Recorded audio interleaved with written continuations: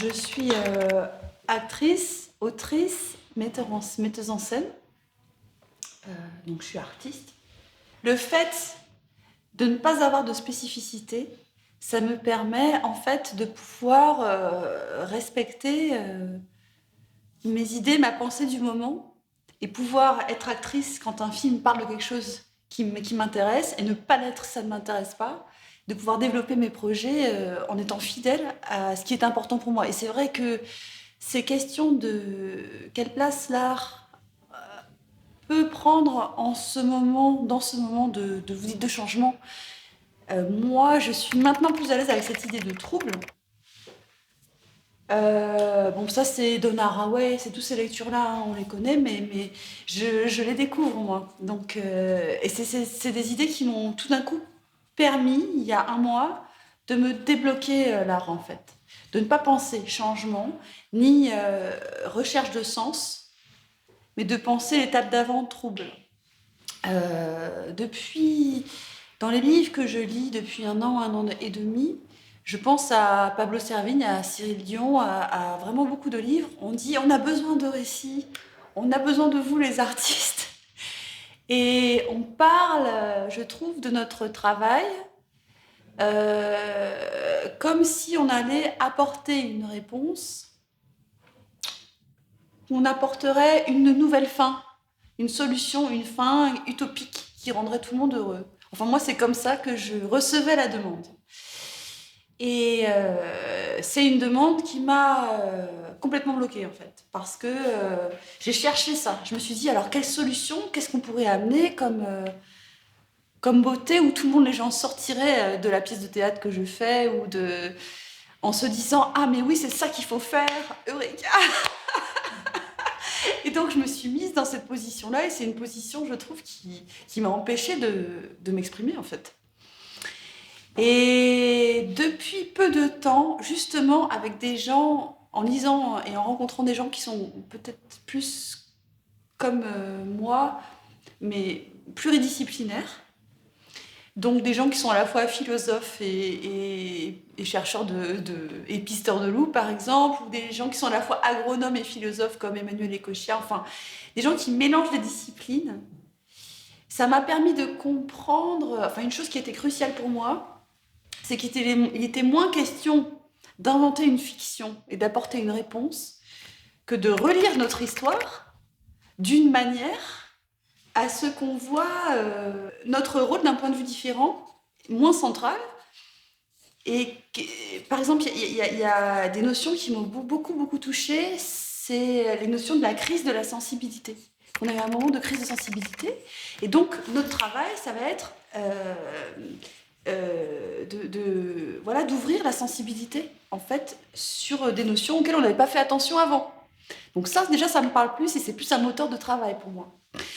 Et donc c'est, ben voilà, toujours les mêmes, désolé, hein, Bastien Després, Baptiste Morisot, Donna Haraway, bon, je suis désolée, c'est un peu le b.a.-ba, mais c'est très important. Donc, grâce à des gens comme ça, grâce à des penseurs comme ça, je fais donc un spectacle avec un cheval sur scène, où j'ai travaillé pendant 2 ans avec ce cheval, enfin pendant 6 mois, vraiment en relation avec l'animal, pour comprendre qu'est-ce que c'était cette idée de domination.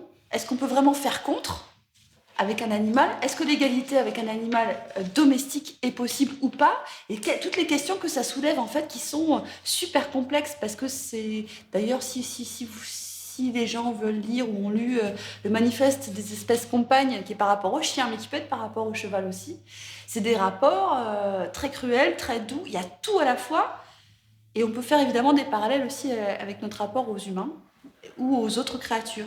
Donc, mon travail artistique, finalement, il est venu du travail d'actrice, qui va être d'essayer de prendre le point de vue de quelqu'un d'autre, parce que c'est ce qu'on fait quand on est actrice. On essaie de rentrer dans le point de vue de quelqu'un d'autre, et de l'élargir au-delà de notre espèce. Euh, pour moi, il n'y a pas tellement de différence, finalement. Interpréter une autre personne, c'est très très complexe. Je ne pense pas qu'on soit si semblable que ça. Et ça a été ensuite donc d'interpréter, de jouer avec un cheval dont je faisais la voix, Donc je le doublais et j'avais pris une connaissance de ses mouvements, de ses humeurs où j'arrivais à inventer des fictions avec ça. Mais c'était pas le plus important. Le plus important, c'était la relation qui se tissait pour de vrai entre nous sur scène. Et là, j'ai lancé Radio Arbre. Et donc Radio Arbre, c'est une émission radio qui est faite pour les arbres, par des arbres. Donc c'est une émission, en fait, comme si les arbres se disaient, nous ne pouvons pas bouger, mais nous voulons être en communication les uns avec les autres. Nous avons besoin d'une libre antenne où nous pouvons nous parler de problèmes d'arbres, cracher sur les humains si on a besoin, créer des réseaux, régler des problèmes, et puis aussi connaître comment d'autres arbres à travers le monde vivent. Donc c'est une émission radio qui se fait toujours en partenariat avec un lieu, qui est un lieu avec un jardin où il y a des arbres. Donc on vient à 2-3 animateurs et on choisit notre arbre. C'est cet arbre-là qu'on va interpréter pour animer l'émission. Et de l'autre côté, on a des invités arbres ou végétaux. Donc des gens qui vont interpréter, par exemple, une aloe vera qui fait de la musique, et donc qui appelle pour faire de la musique. Et aussi des gens il y a un numéro de libre antenne où les gens appellent et ils appellent en arbre. Et la règle, on les prépare un peu avant l'antenne, donc c'est un travail de jeu d'acteur. On dit mettez-vous devant la plante que vous allez interpréter et essayez de vous mettre à cette place. Posez-lui 25 questions. Posez-lui dans leur tête 25 questions pour vraiment essayer de comprendre son point de vue. Et tout ça, c'est finalement... je trouve que le travail d'acteur, c'est un travail qui fait grandir l'âme, parce que ça fait ouvrir à d'autres points de vue, et c'est l'ouvrir déjà à d'autres qui ne sont pas forcément acteurs, et aussi à des points de vue qui ne sont pas forcément humains.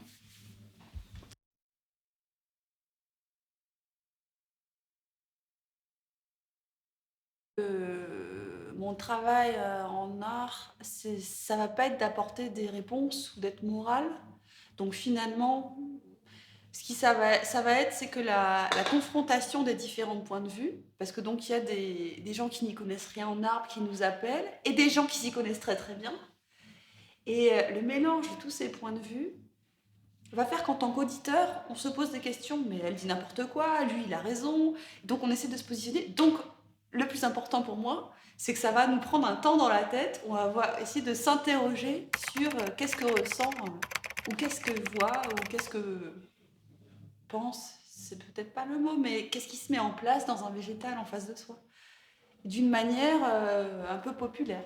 Donc moi, c'est plus, voilà, il y a 30 000 façons d'interpréter un végétal, c'est sûr, comme il y a 30 000 façons d'interpréter un personnage.